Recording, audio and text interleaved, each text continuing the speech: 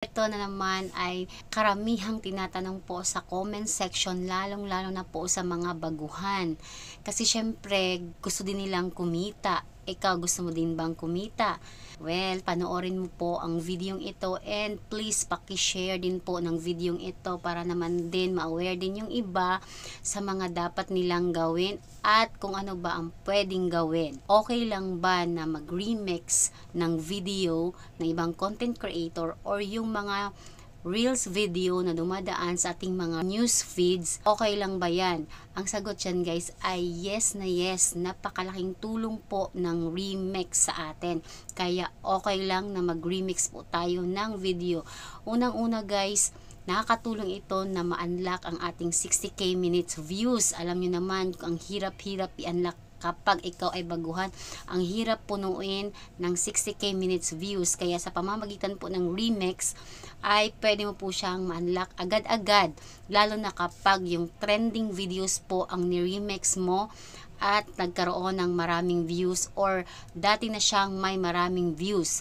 Pangalawa guys, kapag busy po tayo at wala tayong maisip na i-content, wala tayong magawang content, yan po ang pinakamabilis na way para makapag-upload ka or may upload ka ay mag-remix ka po ng video ng iba. Pero, syempre guys, may mga disadvantage din yan, kaya dapat tapusin mo ang videong ito.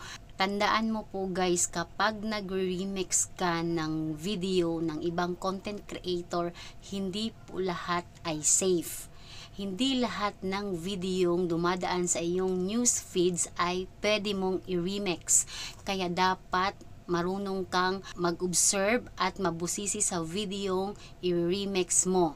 Unang-una guys, i-check mo po kung ang video i-remix mo ay walang nalabag na community standard. Kasi guys, kung dumaan or nakita nyo ang video ni Sir Well, OFW ng Saudi, na wala po ang lahat ng kanyang monetization tools, ayan, naging red po lahat. Nawala po dahil lang sa pag-remix.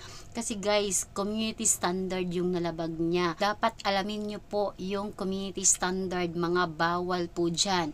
Ang ni-remix ni Sir Well is yung nakahubad. So, bawal na bawal po yan guys.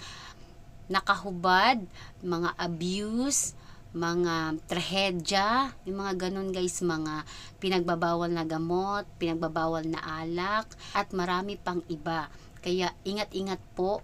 At pangalawa guys, dapat original yung video i-remix mo.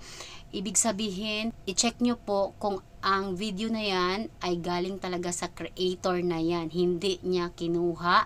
Kasi guys, kung magkakaroon siya ng copyright or magkakaroon siyang unoriginal content, damay ka din po. Magkakaroon ka din po ng violation kung anong meron siya.